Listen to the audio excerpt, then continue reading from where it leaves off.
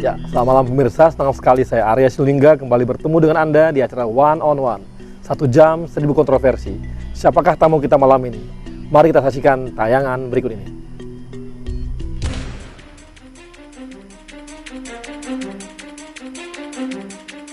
Tamu kita di One on One malam ini, Insinyur Haji Fadel Muhammad Al-Hadar atau yang biasa kita kenal Fadel Muhammad. Pria kelahiran 20 Mei 1952 ini merupakan salah satu politikus Indonesia yang sepak terjangnya terfokuskan pada kesejahteraan rakyat. Pernah menjabat sebagai Menteri Kelautan dan Perikanan pada Kabinet Indonesia Bersatu Jilid 2 dari 29 Oktober 2009 hingga 18 Oktober 2011. Sebelumnya, Fadel Muhammad adalah Gubernur Provinsi Gorontalo. Kebijakannya yang melakukan intervensi terbatas terhadap kebijakan pemerintah pusat dianggap berhasil meningkatkan derajat komoditi jagung di Gorontalo. Pria yang meraih gelar insinyur dari jurusan Teknik Fisika ITB ini juga merupakan salah satu pendiri Ikatan Cendekiawan Muslim Indonesia. Digadang-gadangkan sebagai pemimpin visioner dengan pemerintahan berbasiskan kewirausahaan dan condong lebih pada rakyat dengan gaya limited intervention government. Saat menjabat sebagai Menteri Kelautan dan Perikanan, beliau pernah marah dan kecewa dikarenakan impor garam yang banyak masuk dan mengakibatkan petani garam merugi. Seorang Fadel pun mengakui, dalam sisi ketokohan, popularitas dan elektabilitas seseorang ditentukan oleh kinerja lapangan. Karena itulah sebuah lembaga survei menempatkan Fadel Muhammad sebagai bakal calon presiden Indonesia 2014. Mari kita sambut tamu kita malam ini, Fadel Muhammad.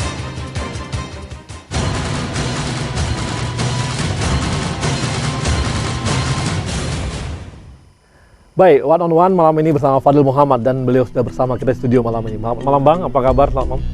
Malam, Assalamualaikum. Wah, ini senang sekali kita bisa bertemu Bang. Arya nih. Iya nih Bang. Ini jagoan saya juga di TV sama-sama. Tiba-tiba ketemu di sini. Iya nih Bang. Tadi baru kita nonton bola Bang ya, nonton bola dan banyak sekali hal-hal yang bisa. Syukur menang juga kita. Menang juga 1-0. Jadi ini mudah-mudahan bisa membawa perubahan di Indonesia. Bola yang ini juga nanti bisa perubahan juga untuk hal-hal yang lain. Karena harapan bangsa ini, harapan rakyat sangat banyak untuk melakukan perubahan. Betul. Nah, Bang, nah ini kemarin Fadel Muhammad kemarin Bang Dahlan Iskan itu mencoba buat perubahan. Dan Abang mengkritik juga cara dia karena Dahlan Iskan mengatakan bahwa banyak anggota DPR, politisi Golkar, politisi dan sebagainya yang melakukan pemerasan terhadap BUMN. Dan Abang mengkritisi Dahlan Iskan ini kira-kira bagaimana Bang sehingga Abang mengambil satu pernyataan sikap terhadap Dahlan Iskan?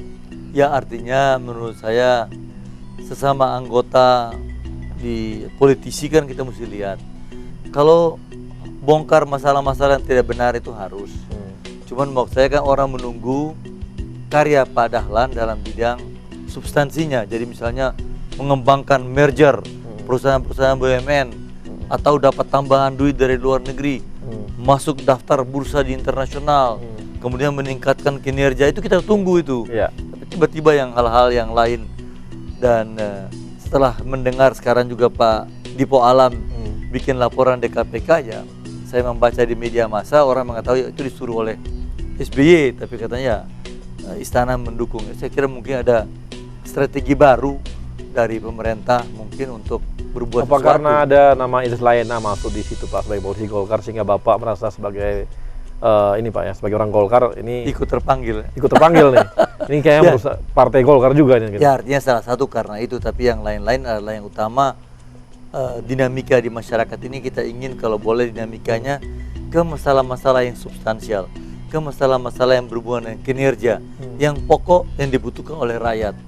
Jadi itu yang paling penting. Cuman kalau dia ingin bongkar korupsi, saya mendukung sepenuhnya. Nah, ini Bang ada juga bahwa ternyata gitu ya, bahwa Idris ini juga membuka masalah PT Garam dan PT PAL juga. Apakah juga karena itu gitu? Apa karena itu Abang merasa bahwa ini sehingga Abang masuk untuk intervensi ke Dahlan Iskan? Tidak, saya tidak ke sana. Tapi memang malah saya senang karena memang PT Garam sejak saya jadi menteri saya tahu persis mereka kinerjanya belum terlalu bagus, belum terlalu prima. Karena apa? Masih ada impor garam. Padahal mereka punya lahan-lahan cukup besar dan mereka harus membina petani-petani garam di Madura, di Indramayu, di Cirebon. Bang, apakah dulu waktu Abang jadi Menteri Perikanan bahwa kelautan ini, apakah memang ada satu privilege tersendiri untuk PT Garam misalnya mendorong mereka, atau ini hanya haknya BUMN sehingga tidak bisa mendorong mereka untuk lebih lebih bagus dalam kinerjanya di masalah garam? Saya mendorong sepenuhnya agar mereka bagaimana memanfaatkan lahan garam di Madura yang demikian luas. Itu mereka harus optimalkan lahan-lahan garam. Ketika saya datang ke sana bersama-sama mereka, saya kaget. Loh, lahan-lahan seperti begini yang kalian tidak optimalkan, tidak kembangkan dengan baik. Setelah saya periksa pembukuannya, sebagian masih impor. Nah, itu saya tidak senang. Saya bilang mereka, segera kalian naikkan produksi dan kalau boleh garam jangan diimpor lagi. Kemudian mereka, saya bikin program namanya Pugar, Perdayaan Garam Rakyat, dan kita naikkan harga garam dari Rp325 dinaikkan menjadi Rp750. Tujuan saya agar rakyat berpendapatan. Itu ribut, kontroversial, tapi kan itu substansi. Rakyat ini dari mana duitnya? Maka saya dapat bantuan 64 miliar dari Pertamina. Pertamina kasih kepada PN Garam. PT Garam lah yang beli garam-garam rakyat dengan harga yang dia tentukan. Selama Dahlan jadi Menteri BUMN, apakah ada perubahan lebih bagus terhadap PN Garam atau PT Garam? Belum terlihat kenaikan produksi.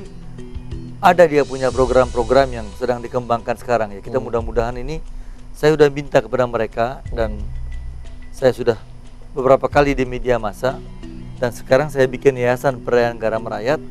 Estimasi saya tahun depan kita mestinya sudah harus ekspor garam.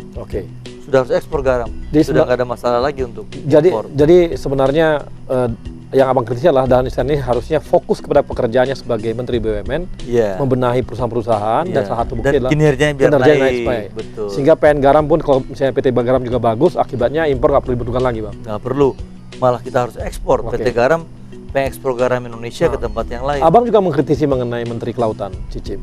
Abang lihat bahwa Cicip ini ternyata tidak punya konsep yang baik tentang kelautan. Ini gimana, Bang? Ya, saya tidak enak bicara karena dia adalah teman baik saya, teman sendiri. Tapi Abang juga mengkritisi dia kan akhirnya? Saya hanya memberikan pandangan-pandangan, hal-hal yang berhubungan dengan tidak boleh impor lagi, bagaimana menaikkan produksi di perikanan, dan bagaimana maritim ini, yang sejarahnya demikian hebat ini, bisa kita kembali memegang ini. Dan ada misalnya target produksi yang saya bikin waktu itu 353% kenaikan produksi. Itu tidak menjadi perhatian utama. Sekarang jalan nggak, Bang? Tidak jalan juga tidak jalan. Kemudian program-program yang berhubungan dengan Minapolitan, perdayaan masyarakat di desa untuk perikanan, itu saya lihat kurang. Dan yang paling penting adalah Kepres. Ketika saya masih menteri itu ada Kepres yang saya mati hidup kerjanya. Siang malam saya kerja. Kepres nomor 10 tahun 2011. Kepres itu adalah Kepres di mana menolong nelayan-nelayan yang miskin. Nah, ini saya lihat tidak optimum pelaksanaannya. Jadi jangan-jangan, Bang, karena ini kan Cicip ini kan mungkin dia khawatir juga. Jadi dia khawatir juga kalau dia ngomongin garam lagi bisa dipecat oleh SBY juga seperti Abang kemarin kan gitu kan. Itu yang dikhawatirkan. Jadi dia nggak akan mau masuk di sana gitu loh. Begitu. Bisa jadi seperti itu kan gitu. Banyak yang bilang begitu ya. Jadi akhirnya dia ya mengambang saja gitu. Iya, kalau SBY itu kan punya pikiran yang penting aman-aman, damai, jangan ada konflik. Kalau saya kan beranilah mengungkapkan pikiran-pikiran konflik dengan Ibu Mari Pangestu, dulu konflik dengan Ibu Sri Mulyani dalam konsep-konsep pemerintahan. Tapi Bang, dengan terakhir nih seperti Said Didu lah. Said Didu kan sekarang ini, kok Said Didu apa namanya? Yang Dipo Alam, Dipo Alam. Dipo Alam kan ngomong bahwa ini menteri-menteri ini melakukan kesalahan, ada korupsi dan sebagainya. Ini kan, dan katanya itu adalah SBY juga mengetahui hal tersebut. Ini kan berarti SBY juga bukanlah seorang yang ingin damai-damai saja. Itu yang saya bingung. Sampai detik ini saya masih bingung. Katanya ada yang mengatakan di media massa disuruh oleh SBY. Kalau dia pemimpin, anak-anak buahnya tidak benar, ya dia berhentikan aja. Benar. Seperti saya. Ketika saya menjadi gubernur, saya punya kepala dinas ada yang tidak benar. Saya ganti 2 orang, tak ganti yang lain. Saya punya hak untuk itu kan. Nah, ini kenapa mesti lapor ke KPK, mesti bikin heboh begitu? Itu kan di dalam otoritasnya beliau, dia punya otoritas untuk memberhentikan orang. Saya juga bingung. Sampai detik ini masih bingung. Masih bingung gitu ya. Karena saya pernah jadi gubernur, itu kalau saya punya kepala dinas yang tidak benar, Iya. Tinggal ganti saja gitu, Bang. saya ganti. Pernah ada ketahuan, ada kecurigaan mereka itu misalnya narkoba. Saya suruh periksa, Iya. ada tanda-tanda, besok pagi suruh ganti. Hmm. Saya bikin SK itu SK gubernur kan. Iya. Ini juga SK presiden kan, harusnya kan nggak ada masalah gitu. Atau ini jangan-janganlah cara SBY supaya bisa bangun reshuffle. Dalam waktu kali ini. Ya bisa aja, artinya kan Heeh. supaya mengalihkan perhatian, kata Iya. beberapa media massa, kata beberapa orang, supaya bisa bikin reshuffle, ya mungkin aja. Apakah Dahlan juga diminta oleh SBY juga untuk melakukan hal ini? Artinya Katanya- pelaporan politikus. Katanya ada yang mengatakan direstui oleh istana. Oh gitu ya. Jadi ini semua direstui oleh istana juga Katanya gitu ya. begitu, Bung Arya lebih tahu kan di media. Terus Kira-kira agendanya apa, Bang? Abang lihat.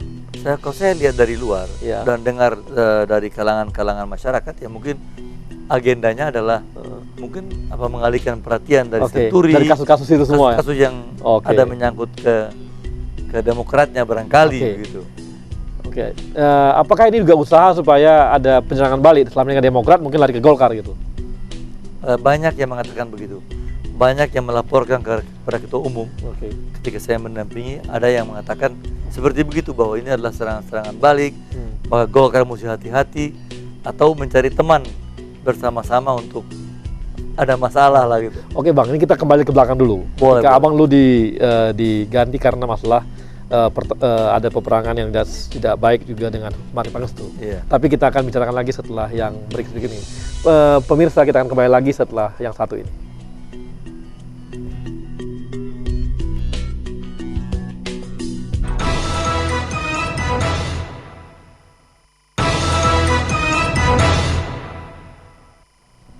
Kembali lagi di One on One bersama Fadil Muhammad. Bang, tadi kita lanjut lagi mengenai Abang bahwa dulu itu Abang diganti katanya karena Mari Pangestu. Ada pertempuran yang terjadi dengan Abang karena Abang dianggap tidak pro impor garam, dan khususnya di garam karena Abang sangat keras sampai terbuka di publik. Ini bagaimana Bang sampai bisa terjadi? Jadi begini, sebelum saya jelaskan itu, saya ingin menjelaskan mazhab yang ada di kabinet. Oke. Jadi yang Wah, ini menarik ini, mazhab itu Bang. Ada mazhab ya? ada mazhab. Jadi ada orang di kabinet itu yang melihat persoalan misalnya begini. Ini ada barang-barang, katakan barang-barang pangan, Oke. bawang, beras, gula, tomat, apa semua. Itu kebutuhan-kebutuhan masyarakat yang utama. Barang-barang ini mutlak mesti ada. Oke. Satu pendapat mengatakan barang-barang ini nggak ada masalah. Ambil dari mana nggak ada masalah. Bawa dari Kamboja Yang penting terpenuhi boleh, gitu ya? yang bawa dari Australia boleh. Oke. Yang penting terpenuhi. Oke. Yang satu mengatakan betul, harus terpenuhi kebutuhan rakyat. Tapi maunya jangan ambil dari luar negeri, ambil dari dalam negeri. Karena bangsa kita mampu, rakyat kita mampu memproduksinya. Oke. Beras, bikin gula, bikin semua mampu. Barang-barang yang lain. Saya di mazhab yang mengatakan harus dibuat dalam negeri. Oke. Mazhab yang ini sering orang mengatakan neolips itu. Itu ada, itu mazhab pikiran itu Dan ada. memang terjadi Bang ya? Masuk benar? Menurut saya sih ada Oke. pikiran itu, karena kadang-kadang itu banyak hal seperti itu terjadi. Nah, sekarang kasus kebetulan saya dari dulu mengatakan saya tidak setuju. Saya ingin mau pemerintah itu intervensi. Oke. Yang ketika saya gubernur, saya bikin namanya limited government intervention, intervensi terbatas dari pemerintah daerah untuk kesejahteraan rakyat. Oke. Ketika saya menjadi menteri, Hal saya yang ingin sama menerapkan sama. hal yang Oke. sama, tapi rupanya mentok. Kasus garam itu kasus yang sangat menarik sekali. Kasus yang sangat menarik karena ketika itu harga garam Rp325 per kilo. Saya bilang kepada Bapak Presiden, tidak mungkin rakyat mampu bekerja dan menjual seharga murah itu. Karena mereka bekerja Rp275. Tidak mungkin mereka untung Rp50 ya. untuk bekerja segitu, Pak. Mohon dinaikkan harganya. Oke. Beliau ke NTT bersama-sama saya, lihat cara membuat garam. Sederhana buat garam, kata Ibu Mari, Negara, oh, Ibu Ibu Negara. Ibu Ani. Kemarin tidak ikut ke NTT. Wapres juga demikian. Sadar bahwa ini sederhana membuatnya. Ini sangat gampang bagi negara kita. Gampang bagi bangsa kita membuat hal ini. Maka saya bilang untuk itu naikin harganya. Berjuang.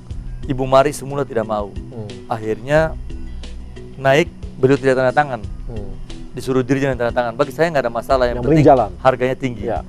Ketika itu saya terus minta kalau boleh rakyat berproduksi, naik produksinya. Oke. Saya bikin program Pugar, perdayaan garam rakyat. Naik produksinya, naik. Dan saya minta untuk PT Garam membeli garam-garam rakyat dengan harga itu. tiba-tiba di tengah-tengah kita bikin program itu, import terjadi. Impor terjadi di beberapa daerah. Saya marah betul. Saya suruh kirim pulang. Saya ke Madura. Saya lihat di Madura itu ada perusahaan namanya CB Budiono. Dia import 20.000 ton. Saya bongkar gudangnya, saya bikin ini. Nah, itu heboh. Oke. Heboh. Tapi Bang, informasi katanya bahwa pabrik garam itu punya asing juga yang Indonesia itu. Memang betul garamnya Indonesia. Oh, tapi pengolah garamnya iya. yang punya joint venture antara Australia dan kita, yang di Cilegon. Tapi itu kan refine. Jadi garam-garam rakyat kalau mau bikin lebih halus, di refine di situ, di Cirebon itu. Itu betul itu. Jadi memang dan dianggap nanti toh yang untung juga orang Australia juga. Tidak. Kan ini garam rakyat. Garam rakyat yang banyak, ada yang perlu di refine, ada yang tidak di refine. Jadi nggak ada masalah. Nggak ada masalah ya. Nggak ada masalah. Jadi saya terlalu keras mungkin bikin di media kontroversial. Media kan suka kan yang kontroversial kan. Kalau tidak kontroversial mereka tidak muat. Itu orang suka lupa itu. Jadi Bang, jangan-jangan Abang kalau gitu Abang sepakat kalau gitu SBY adalah liberal juga. Sebenarnya di majap hal ini. Saya tidak mengerti beliau itu.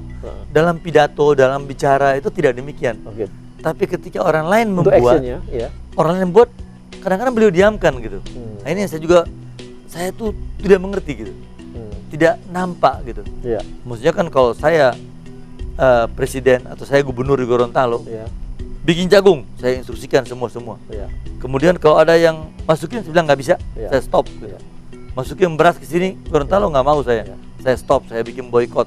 Sampai beliau tahu kasus waktu saya masih gubernur. Tinggal 2 gubernur yang memboykot import, saya dan Pak Imam Utomo misalnya. Jadi nampak gitu. Tapi kan dari sini kelihatan bahwa ketika mari dipertahankan, abang dikeluarkan, itu kan bukti bahwa memang SBY pro ke neolib. Gitu. Tapi nggak juga. Ibu Mari dipindahkan ke tempat yang lain. Ke para wisata. Tapi tetap di kementerian gitu. Ya nggak apa-apa, itu kan. Tapi yang lain. Gitu. Nah, Bang, tapi dia Abang yakin bahwa ternyata memang kasus ini lah yang buat Abang ditendang dari kabinet. Saya juga tidak tahu, tapi maksud saya itu yang banyak. Sampai Abang ribut dengan Sudi juga katanya kan, apalagi Abang udah dipanggil juga ke sana. Iya, betul. Dia telepon saya jam 3:30 4 sore mengatakan, "Saudara Fadel, Anda tetap berada di kabinet," gitu. Kita bingung aja juga, kok tiba-tiba ada penggantian dan sebagainya. Tapi bagi saya nggak ada masalah. Saya tidak mempermasalahkan saya di kabinet maupun tidak. Tapi bagi saya adalah yang penting saya bekerja dengan hati kecil saya. Saya tidak mau kalau saya bekerja terus kemudian mesti import ini saya nggak mau. Jadi lebih baik saya di luar, saya bisa bebas berbicara seperti sekarang, saya bisa mengajar di mana-mana, ceramah dan sebagainya. Tapi Bang, ada yang mengatakan bahwa Abang sebenarnya dilepas karena ada kasus di masalah tanah UIN itu gimana Bang? Oh iya, dulu pernah ada zaman mungkin 25 tahun yang lalu, salah satu 25 tahun lalu ya? Iya, salah satu anak perusahaan saya dikasih kerjaan untuk bebasin tanah. Kemudian mereka setahu saya sudah beres, tapi kemudian diminta untuk digabungkan tanah itu. Yang tadinya membeli 100 hektar, tinggal 40 hektar. Tapi itu kan masalah kecil. Dan saya cek lagi udah beres, cuman ya mungkin. Tapi itu yang dicuatkan juga oleh salah satunya katanya dari kelompoknya, Sudi. Iya, Pak Sudi waktu di Bali, di VIP Room, dia mengatakan hal itu bahwa Saudara Fadel juga ada masalah tanah. Langsung besoknya saya bikin bantahan di koran, kan saya panggil wartawan bikin bantahan lagi di koran untuk meluruskan hal itu. Kemudian beliau sudah diam. Nah, saya apakah ini katanya sampai Menko Polhukam pun melakukan investigasi juga katanya. Datang. Beliau periksa semuanya. Saya ke Menko Polhukam juga. Semua dokumennya saya siapin, saya kasih pada beliau. Nah, beliau kan juga sering main call sama saya dan baik sama saya. Nah, saya jelaskan seluruhnya, beliau mengerti dan beliau bawa itu ke presiden. Dan beliau bilang sama saya nggak ada masalah itu Bang Fadel. Selama Abang jadi menteri, jadi gubernur juga, apakah Abang banyak melakukan tindakan ini Bang? Tidak melakukan tindakan KKN. Tapi kita akan beri Bang setelah berikut yang ini. Pemirsa, kami akan kembali lagi di One on One setelah satu ini.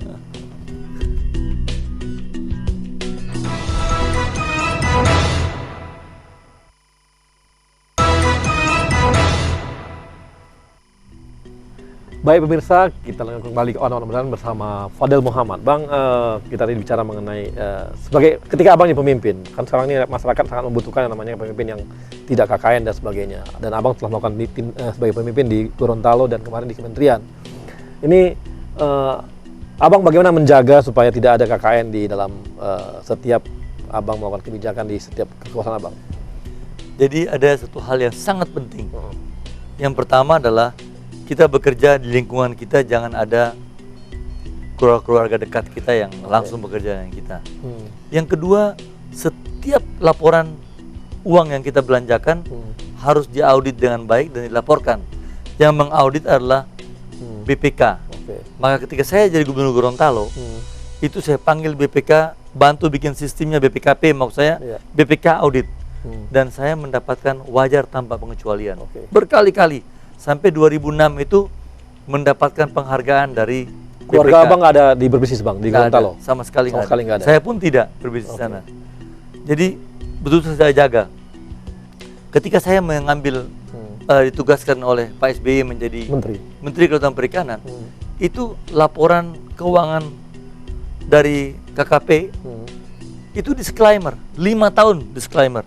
Zaman Pak Freddy itu, saya perbaiki siang malam saya bekerja, bentuk tim, sampai orang BPK itu mengatakan, Pak Fadel, KKP ini saya masukkan menjadi rescue team. Jadi ada tim rescue, kayak orang operasi gitu. Betul-betul sampai menjadi wajar dengan pengecualian, tahun berikutnya wajar tanpa pengecualian. Jadi ini penting sekali. Ini penting agar supaya jadi pegangan buat kita kalau bekerja gitu. Baru gini Bang, karena ada kasus Abang, bukan kasus Abang, artinya ada ketika PPT MMSC di Morotai di Maluku Utara, itu kan sampai bupatinya dibilang bahwa ini setelah izin, tapi Abang kasih izin juga katanya, mengenai harusnya izinnya adalah Napoleon, tapi yang dikasih malah ikan kerapu, dan Abang ikut juga dalam panen kerapu itu, gimana Bang? Ya dia terbalik. Yang kita batasi adalah Napoleonnya. Kerapu sebanyak-banyaknya kita pengen produksi agar kita bisa ekspor ke Hong Kong. Saya datang ke sana, saya resmikan, saya lihat itu bagus.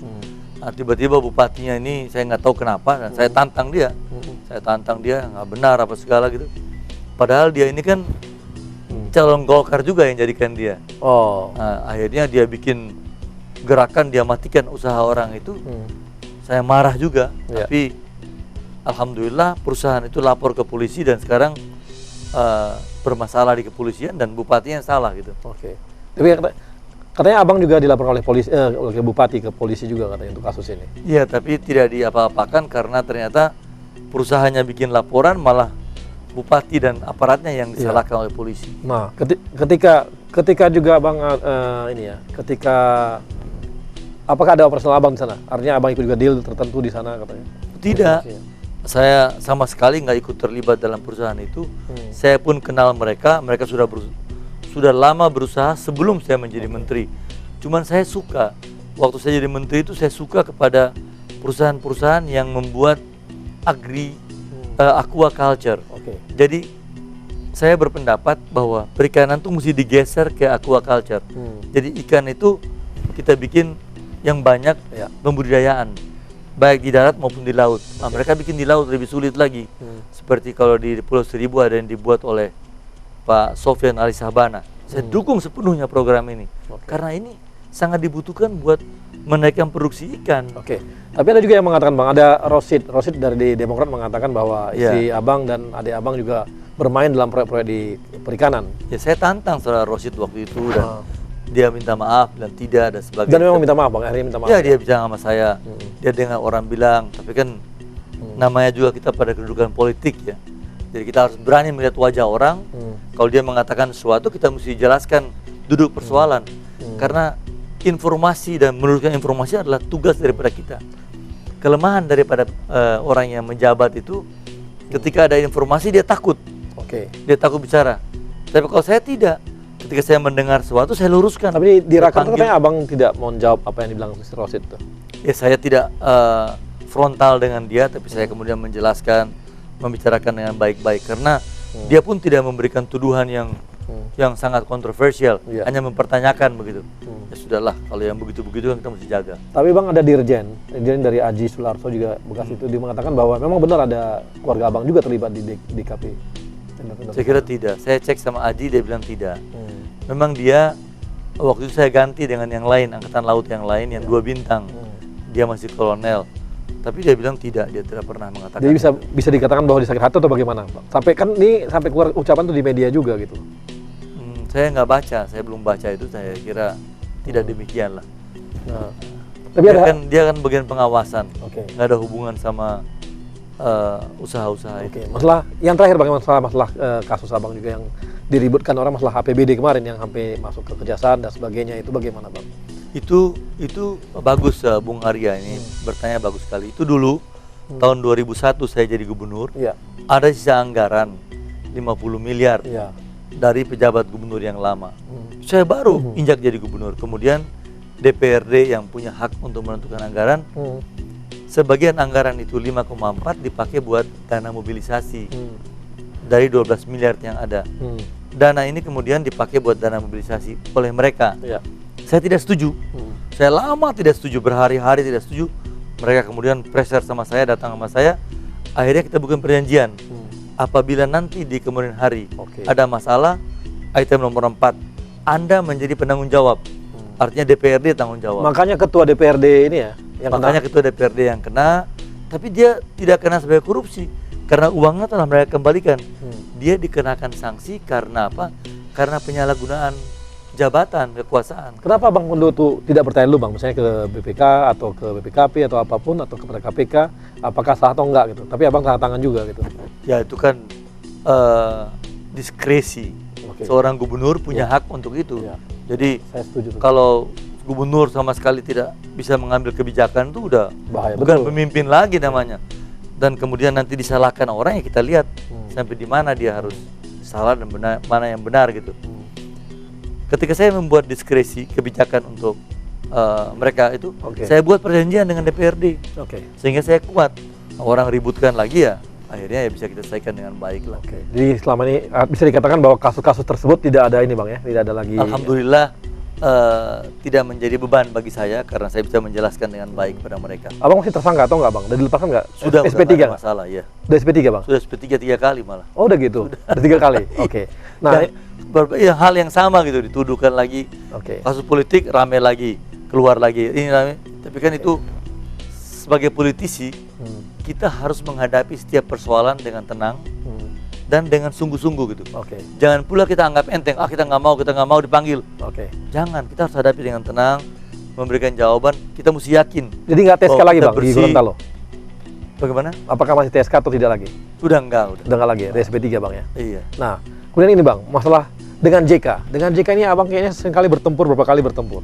Tapi nanti kita bicarakan bang setelah break berikut ini. Iya. Pemirsa, kami dari One on One akan kembali lagi setelah break yang berikut ini.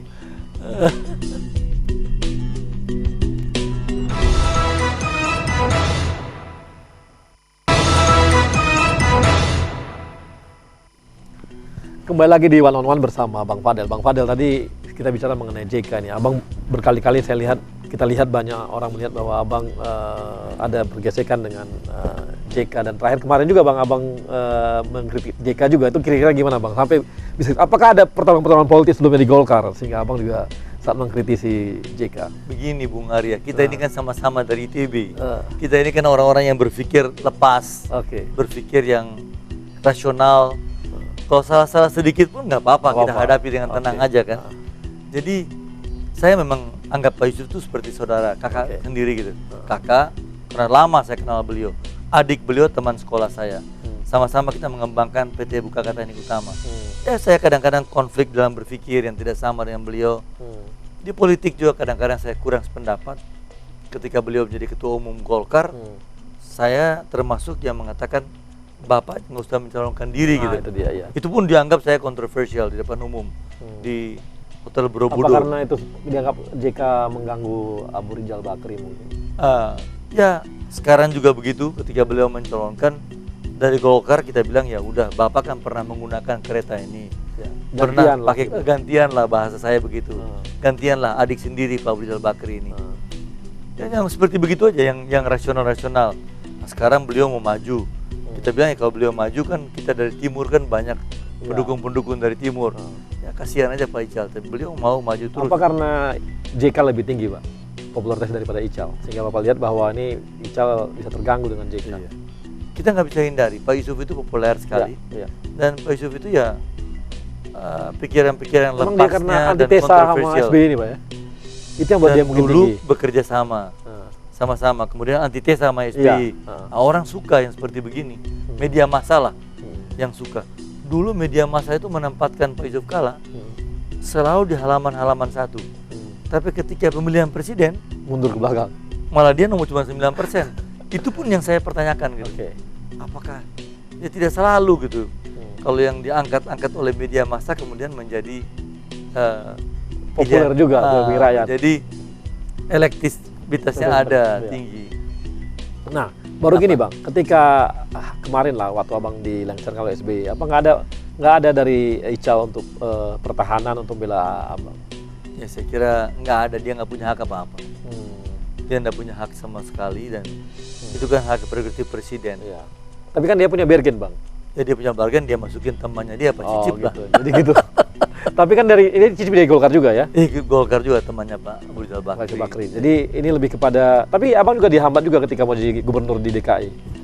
Atau Tidak, malah Pak Abu Rizal Bakri suruh-suruh terus. gimana? Tapi peraturannya yang menghambat saya. Oke. Peraturannya mengatakan seorang menjadi calon gubernur tuh tidak boleh kalau dia pernah 2 kali jadi gubernur. Oh. Saya 2 kali, sudah 2 kali dianggap Dua jadi periode ya? 2 periode di Gorontalo, sudah tidak boleh lagi gubernur dimanapun juga.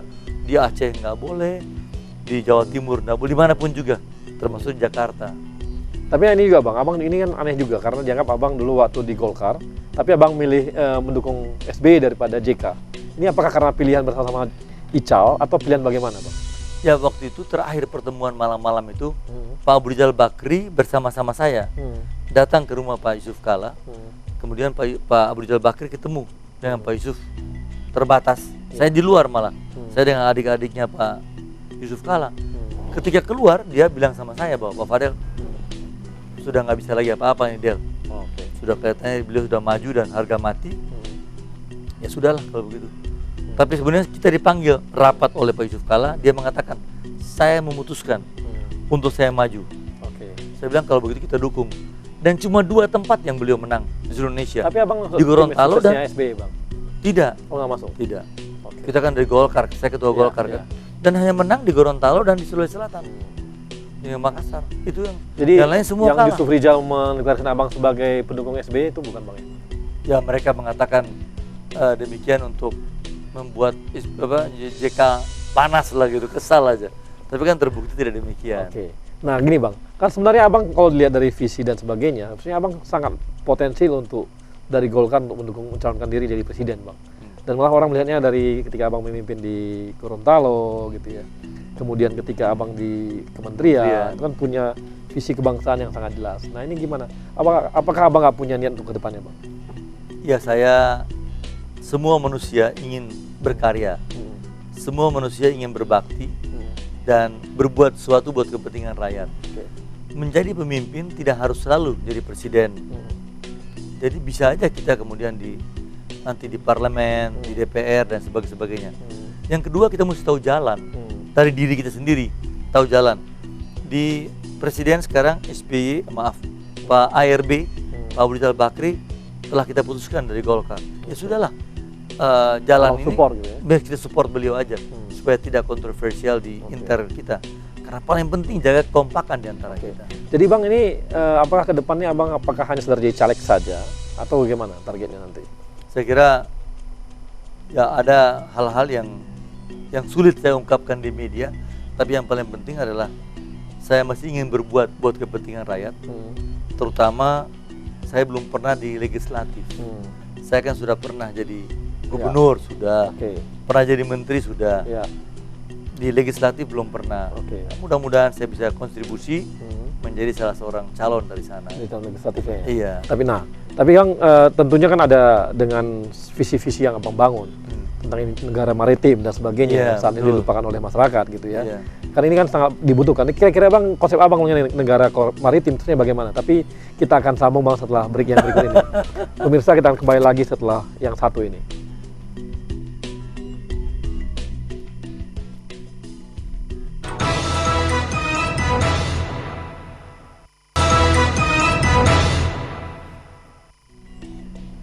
Kita sudah di segmen terakhir dan kita akan kembali bersama Bang Fadel. Bang Fadel, tadi Abang sangat banyak bicara mengenai negara maritim dan dari banyak tokoh-tokoh yang kayaknya bicara mengenai negara maritim malah Abang. Dan kami lihat bahwa memang Indonesia melupakan dirinya sebagai negara maritim. Ini gimana Bang, pemikiran Abang tentang maritim? Iya, saya pikir sayang sekali. Kita ini kan 70% itu adalah laut dari negara kita. Dan kemudian program-program mengenai ini sangat kurang. Waktu saya sebagai anggota MPR, kita masukkan ini di dalam pokok-pokok GBHN. Oke. Akhirnya ketika itu Pak Ginanjar yang mimpin, kita lahirkan pikiran ini dan kita katakan bahwa perlu ada kementerian untuk menangani kelautan dan perikanan. Kelautan ini sendiri. Maka kemudian digabungkan, ambil dari pertanian ikannya, masuk ke laut dan perikanan. Tapi ini sendiri mempunyai sesuatu yang luar biasa, yang harusnya ini menjadi leading untuk masa depan. Saya pernah bikin diskusi bersama-sama dengan UI, Pak Emil Salim, Pak Subroto yang mimpin waktu itu. Kita diskusi panjang lebar mengenai ekonomi kemaritiman ini. Yang kemudian muncul pikiran-pikiran dari UI, Blue Economics dan macam-macam. Tapi ini harusnya menjadi didorong ke depan. Didorong ke depan, ini masih kurang. Nah ini Bang, kemarin waktu saya sekitar beberapa minggu yang lalu dari kampus kita juga Bang di ITB itu mengeluarkan sebuah ide masalah kelautan lagi. Dan mereka bilang bahwa sangat heran Indonesia itu menganggap dirinya adalah negara darat gitu loh. Sehingga yang dibangun jembatan, bukan dibangun pelabuhan. Sampai dia bilang seharusnya kita tuh nggak butuh yang namanya jembatan Selat Sunda. Yang kita butuhkan tuh, kalau bayang, karena Selat Sunda itu hanya menguntungkan Banten dan Lampung. Tapi kalau untuk Sumatera seluruhnya, sebenarnya yang mereka butuhkan adalah pelabuhan. Menurut Abang bagaimana? Ya itu kita pernah diskusi lama. Saya juga mengatakan kenapa kita nggak bikin 2 pelabuhan yang besar di sini dan beberapa tempat kita pakai ferry. Itu jauh lebih murah. Tapi kemudian Pak Presiden memutuskan dalam sidang kabinet, saudara sekalian, saya memutuskan ada Pak Hatta, Menteri Ekonomi, agar supaya bikin jembatan. Sudahlah. Saya dengar aja yang bilang apalagi kita. Padahal memang kalau mau bikin ini kan negara kelautan dan lebih murah. Logistiknya lebih murah. Jauh lebih murah dibandingkan dengan itu, dan tinggal kita perbaharui aja. Tambah ini suruh swasta yang melaksanakan. Jadi Abang lihat bahwa ini sebenarnya dorongan dari Hatta kepada SBY. Mungkin juga dari Pak SBY sendiri. SBY sendiri, dan terus Hatta disuruh tugas untuk itu ya. Apa karena konsep dia sebagai tenaga ini Bang, dari TNI Angkatan Darat gitu, jadi berpikirnya sangat ada pengaruh juga ya. Ada pengaruh juga. Tidak Angkatan Laut, kalau Angkatan Laut kan dia mungkin berpikirnya akan sangat maritim berpikirannya. Gimana maritim dimanfaatkan? Kan dulu kan Indonesia kan adalah negara maritim dengan kekuatan yang sangat besar, dengan Majapahitnya, ada Sriwijaya. Nah, ini kenapa nggak kita bangkitkan lagi budaya maritim ini Bang? Harus, menurut saya budaya maritim adalah satu budaya yang harus kita tumbuh kembangkan, dan bangsa kita harus lead ke arah sana. Saya punya berbagai literatur mengenai ini, dan saya pernah membuat konsep-konsep mengenai ini dengan beberapa institut kemaritiman, beberapa teman-teman yang lain. Kita pernah diskusi 2 hari di area Duta Hotel, dan saya punya lengkap mengenai ini. Kayaknya Abang punya buku juga Bang mengenai itu. Pernah ada ya? bikinnya. Dan itu konsepnya sangat, sebenarnya kondisi saat ini saya bisa menjawab kondisi Indonesia sebenarnya. Dan saudara teman saya namanya Ponco Sutowo itu membantu mengembalikan lagi pelabuhan-pelabuhan yang dulu menjadi kota pantai. Kota itu bisa dikembangkan dengan baik. Studinya dia bikin sendiri, dia bayar sendiri. Tapi sayang itu belum diteruskan. Jadi menurut Abang kira-kira yang bisa mengusung budaya maritim ini kira-kira pemimpin yang mana Bang dari antara pemimpin yang ada sekarang ini? Belum kelihatan siapa pemimpinnya. Kalau saya kan lihat Pak Abu Rizal Bakri. Kalau di luar Golkar sendiri Bang, Abang lihat siapa? Belum kelihatan ini. Belum kelihatan dari berbagai survei yang ada ya. Baru nama-nama itu aja, Pak Prabowo, Ibu Megawati, Pak Yusuf Kala, Pak Abu Rizal Bakri, kemudian tokoh-tokoh muda yang lain ya. Teman kita, teman sekolah kita Pak Hatta dan sebagainya.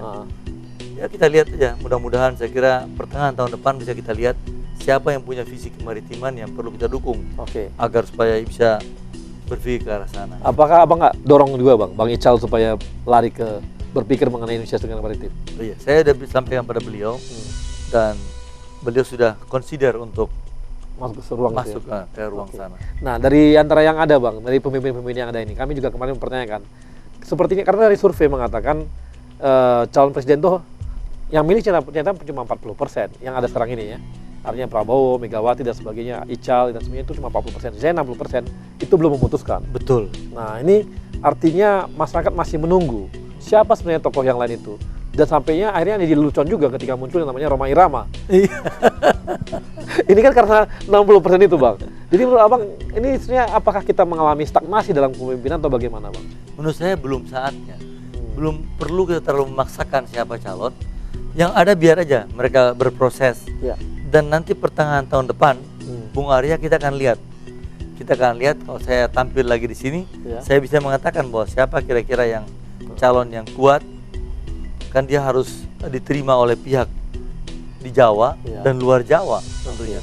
Jadi Bang ini, nah ini kan Abang aktif di ISMI juga kan? Iya betul, pendiri saya. Nah, saya dapat kabar katanya ISMI sebentar lagi akan bikin Silatnas. Iya. Dan katanya salah satunya adalah mengenai regenerasi kepemimpinan. Itu gimana? Abang masuk nggak dalam tim perumus dalam hal itu? Saya dengar mereka bikin itu, saya ikut memberikan masukan. Artinya bahwa ada pikiran yang arus yang kuat sekarang, kalau boleh ada generasi-generasi baru, Oke. generasi muda untuk menjadi calon presiden ke depan. Pertanyaan yang muncul adalah, saya katakan pada mereka, ISMI kan tidak bisa mencalonkan presiden. Betul. Yang bisa adalah partai-partai politik. Ya kita mesti rubah dulu undang-undang yang ada. Ya. Tapi mencari kader muda, mungkin jadi wakil-wakil Ya. presiden juga bagus. Abang nggak ada kemungkinan Bang jadi wapres Bang? Ya sulit bagi saya karena saya sudah memutuskan Pak Abu Rizal Bakri sebagai calon dari Golkar dan saya tidak mungkin keluar dari Golkar lagi, sehingga saya pikir ya udah Bismillah deh kita lihat Oh gitu ya. perkembangan yang Jadi bagaimana. betul-betul komit betul sama Ical ya. Komit sama partainya, Oh, komit sama partainya. kita komit sama partai Oke. dan calonnya adalah ketua umum partai tersebut. Ya. Tapi Abang lihat juga bahwa sekarang ini kemarin tadi ada survei yang mengatakan bahwa Golkar mengalami penurunan ini nih elektabilitas di 18%. Sementara PDIP nah ini bagaimana Bang? Ya saya juga nggak tahu yang survei ini tingkat kebenarannya bagaimana. Iya. Ya enggak apa-apa, 18%, ada yang bilang 22%, ada yang bilang ini. Tapi yang menarik adalah di atas 14%. Artinya lebih baik dibandingkan Sebelumnya. dengan sebelumnya. Oke. Itu udah bagus. Iya. Tinggal sekarang kita jaga terus agar supaya elektabilitasnya naik terus. Jadi Abang sebagai ketua Golkar kan Iya. gitu ya. Abang kira-kira target Wakil ketua umum. Oh ya, kalau ketua umum, kira-kira target Abang untuk membuat Golkar ini di pemilu 2014 bagaimana Bang? Tentunya ada Target. 3 target yang kita harapkan. Yang pertama adalah kita harus usahakan agar supaya pemilihan kepala daerah yang sekarang ini Iya. terpenuhi semuanya. Oke. Kemudian kita usahakan kita menang nanti pada pemilihan legislatif sehingga Golkar bisa mayoritas Oke. jumlah di parlemen. Ya. Yang ketiga adalah kita mesti berusaha kalau boleh calon dari Golkar yang menjadi presiden. Oke. Nah ini yang Tapi kita- ini Bang, tapi aneh juga dalam langkah-langkah yang diambil oleh Golkar ketika mengambil kepala daerah, misalnya di DKI kemarin, yang diambil salah. dari Sumsel gitu kan, itu Nah, kan iya, itu salah. gimana itu Bang? Ya itulah yang sering kesalahan-kesalahan yang Iya, kita itu kan bikin. jadi sayang ya. Sayang. Tapi juga Golkar DKI cuma 7%, tidak berhak mencalonkan sendiri gitu. Betul. Cuma karena Golkar menguasai media, Iya. seakan-akan Golkar bisa mencalonkan diri sendiri. Iya. Padahal Golkar tidak Nggak bisa. bisa. Harus dengan gabung dengan partai lain gitu. Nah, tapi kan sayang Bang. Nah, Sayang. sama seperti sekarang di Jawa Barat ini gimana juga Bang? lihat? Sayang juga. Sayang juga ya. Saya nggak tahu, mudah-mudahan aja calon kita bisa menang ya. Dia kan pengalaman Iya. jadi bupati. Tapi kan Dan inilah dia ya. punya Elektabilitasnya wakil kan juga. di survei juga aduh. belum naik ya. Iya. Demikian juga di Sumatera Utara Bang. Itu gimana Bang? Herman Harahap berapa kali? Udah 3 kali kalah itu. Maju lagi sekarang. Maju lagi sekarang. Ini kan kemarin- tidak mendorong Golkar gitu loh. Ya untuk kemarin menang juga gitu. di beberapa daerah yang lain ya. Iya. Ini kadang-kadang memang Pak Ketua Umum punya masalah yang berat, yaitu ketika calon itu adalah ketua DPD 1 dan dia ngotot mau maju, Susah menolak ya. maka dia suruh DPD 2-nya memaksakan dirinya. Padahal kita memutuskan adalah harus. Atau ini negosiasi supaya kan Ical kan selama ini banyak banget gerakan-gerakan terhadap Bang Ical ya. Supaya Bang Ical tetap bisa bertahan jadi calon satu-satunya Golkar, mau nggak mau dia meladeni DPD 1 tadi. Itu Bung Arya yang bilang. Oh kan? gitu. Bung Arya yang bilang. Tapi yang fakta ya memang karena mereka mendesak, Iya. DPD 2 mendesak, kadang-kadang ya Ketua Umum juga susah. Heeh. Jadi dia juga kadang-kadang ya sudahlah. Nah, yang ini kita anggap seperti di Kalimantan Barat. Iya. Itu kita tahu bahwa calon ketua umum, ketua Golkar di sana itu Iya. dicalonkan. Pertanyaannya apakah dia bisa menang apa tidak? Iya. Kita tahu tidak mudah, Heeh. tapi sudahlah kita calonkan aja Ya. supaya membuat Golkar di Sumatera Barat solid. Sekarang kira-kira ini Bang, kita beralih ke santai dulu. Abang kira-kira hari ini sekarang ini mulai kegiatannya lebih banyak apa Bang untuk? Saya lebih banyak di bisnis? samping bisnis saya meneruskan bisnis yang lama. Saya juga mengajar di Brawijaya. Saya guru besar, guru dosen di sana. Oke. Dosen saya kan S3 di Gajah Mada, meskipun kita S1 di ITB sama-sama. Orang insinyur tiba-tiba jadi Ahli pemerintahan. ahli pemerintahan. Sekarang jadi dosen lagi mengenai pemerintahan. Oke. Tapi rupanya ini menarik. Oke. Nah, seperti you aja. Tiba-tiba dari ITB ngurus teknik apa segala, sekarang udah bicara urus sipil, jadi Arya jadi presenter, jadi ini politisi sekarang. Wah, nih balik ini Bang ya. Sama kita. Rupanya ada tingkat tertentu kita ini, level tertentu kita suka bergeser. Bergeser gitu ya. Saya jadi guru besar ngajar di Oke. sana. Menarik juga. Ya. Tapi banyak Bang ya, dari pengalaman Abang sebagai gubernur tuh buat banyak hal-hal ini ya. Membangun sebuah Ya, yang konsep-konsep. dalam hidup saya 2 pengalaman yang paling besar bagi saya.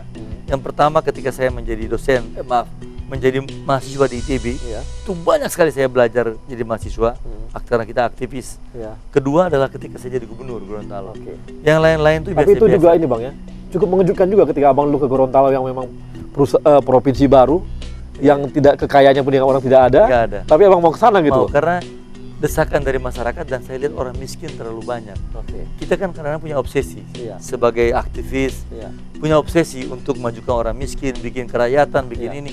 Tapi kadang-kadang kalau cuma bicara-bicara aja nggak enak. Kita bikin sendiri, bisa nggak gitu? Dan saya cukup kagum Bang waktu Abang dulu waktu jadi gubernur itu bilang bahwa Abang itu mengusahakan apa? Mengekspor sapi dan Iya. sapi dari Gorontalo dan tidak mau membuangnya ke Jawa. Itu gimana Bang kemarin ceritanya? Ya karena harganya lebih murah.